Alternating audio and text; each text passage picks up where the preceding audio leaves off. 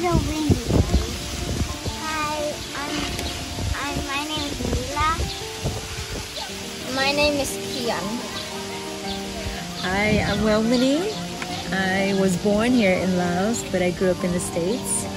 A few years ago, we decided that we wanted to bring our kids to Laos to experience their roots and just find out where they come from, you know, where their grandparents are from, where their mom is from. 3 years ago when we arrived, we met a few kids at the market, and they were selling vegetables, and we got to know them a little bit better. I decided to invite them to our home, and I've cooked for them because I noticed a lot of these kids are quite malnourished. They don't have enough to eat.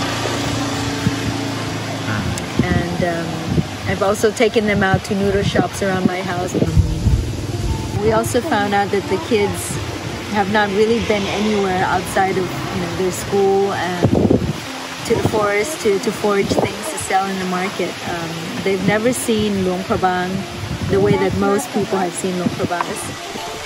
And so I actually have taken them to a nature park, 20 kids or so, and we managed to get the manager of the park to donate a zip line activity for them.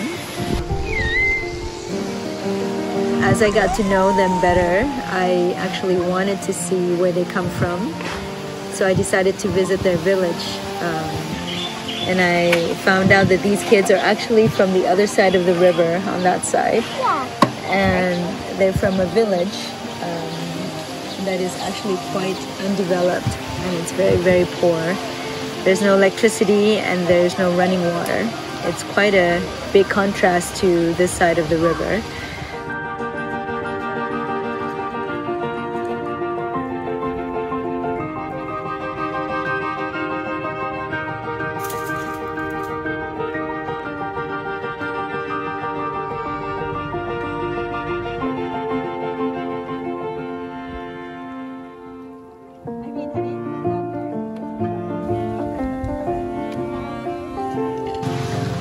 Starting to rain. And I got to know them quite well, and these are amazing kids. They work really hard.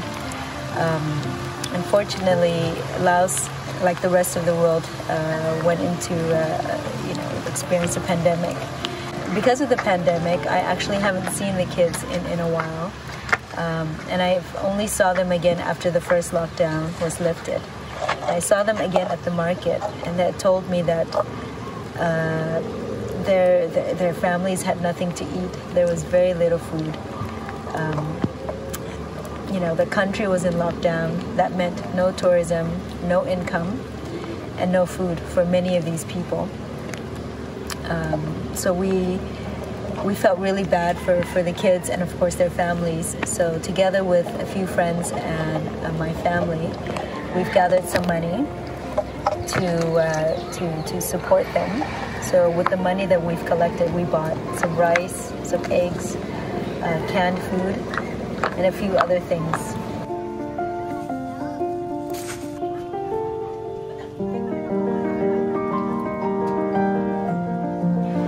I know it's not something that can sustain them long term, but they were happy with what we were able to donate, because that meant they were able to eat for a few more days or a few more weeks to come.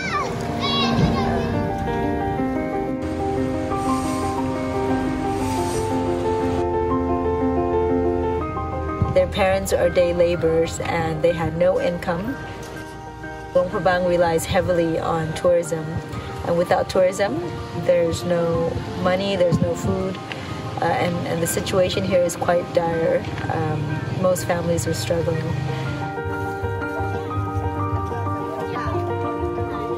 Most people in the tourism sector have gone back to their family, back to their villages, and have relied on subsistence farming. These people, unfortunately, was relocated by the government a couple years ago, and they have no access to farming land. And because there's no farming land, for them, food was very difficult to come by.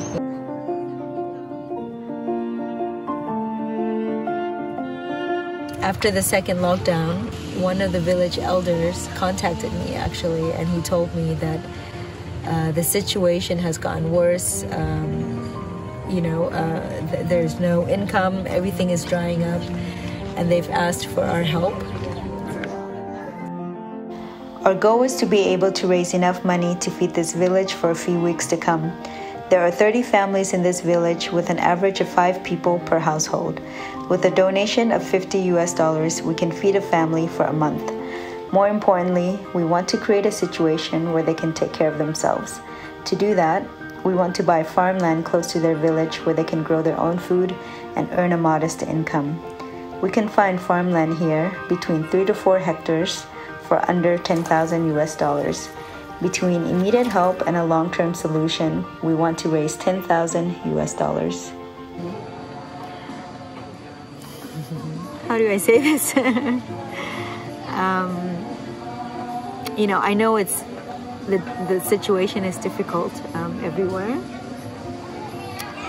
but in a country like Laos, where those who do not have savings, for an emergency situation like this, it's devastating, and it breaks my heart because I feel like I live, comfortably in my house and I have food.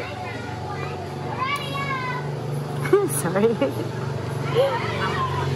And it's just difficult to see people suffer in the way that they do, and especially when it comes to children, because I have my own kids, and to even imagine my kids starving, and just being in a constant state of hunger is it's a very difficult thing to imagine.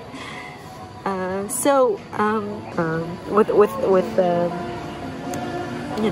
I believe that together with a collective kindness and collective effort, we can do a small part in helping the people here. So I would really be happy. I would really appreciate it if you would join us and help us help them to just get through this difficult period. And thank you. I don't know what to say.